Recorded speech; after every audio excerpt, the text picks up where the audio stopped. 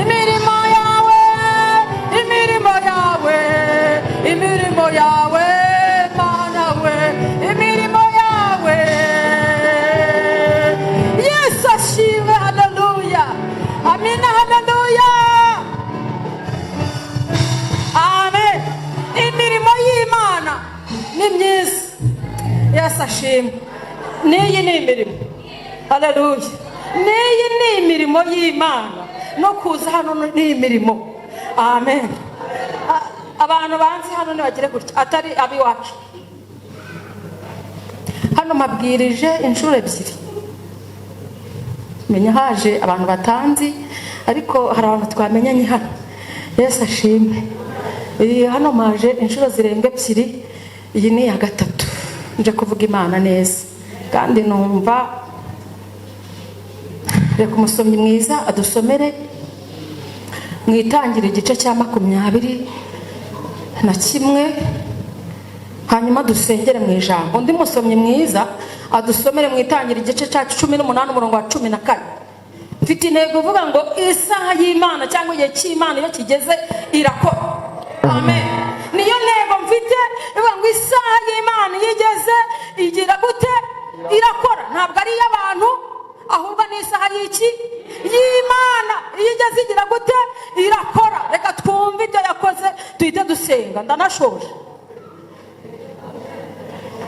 Uwiteka agenderera Sara. Uwiteka agira gute? Agenderera. Bwira mugenzi wawe akugendere. Haleluya. Mubwira ngo uyu mwanya wa nimugoroba agira gute? Akugendere. Umuntu yagiriye neza umugore witwa Sara sha. Haleluya. Nkuko yavuze. Nkuko yavuze. Uwiteka agirira Sara ibyo yasezeranye. Uwiteka agirira Sara ibyo yasezeranye. Umuntu ufite icyo Imana yamusezeranyije agira atya. Bwira mugenzi wawe akigukorera. Muri uyu mugoroba Yesu agira gute? Akigukorera. Sara asaminda ya Aburahamu. Sara agira gute? Asaminda ya Aburahamu asha. Yego, ageze gute? Asha. Ibyo ntabwo byakanze Imana. Babyarana umuhungu igihe Imana yamubwiye kigeze. Igihe Imana yagize gute? Yamubwiye igihe Imana yamubwiye kigeze gute? Kigeze. Ntabwo ikorera inyuma y'igihe, ntikora mbere y'igihe, ahubwo ikorera iki? Ikorera igihe. Niba icyo yakubwiye nikigera igihe kigeze, izagira gute? Izakora. Usohora indirimbo igihe cy'Imana cyagize gute? Ugiye kuri YouTube igihe kigize gute? Tuyikomere mu mashyi.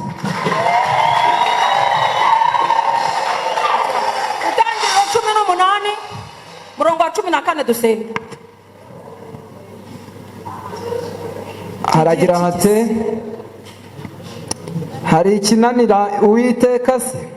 Hari ikinanira Uwiteka se mu gihe cyagize gute? Mu gihe cyashyizwe iyicarire. Nta kintu n'iki na kimwe kinanira Imana mu gihe cyagize gute? Wayikomeye mu mashyi.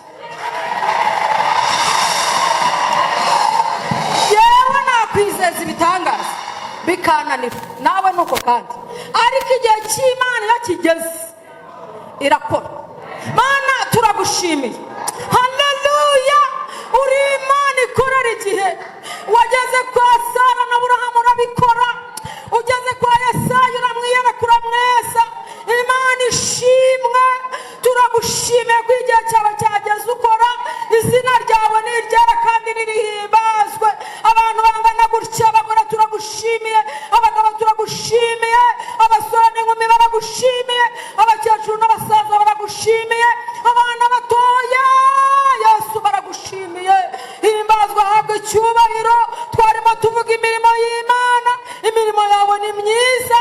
Iyo twibutse aho wadukuye, tukibuka naho tugejeje, tukuramburira amaboko, tukagukomera mu mashyi,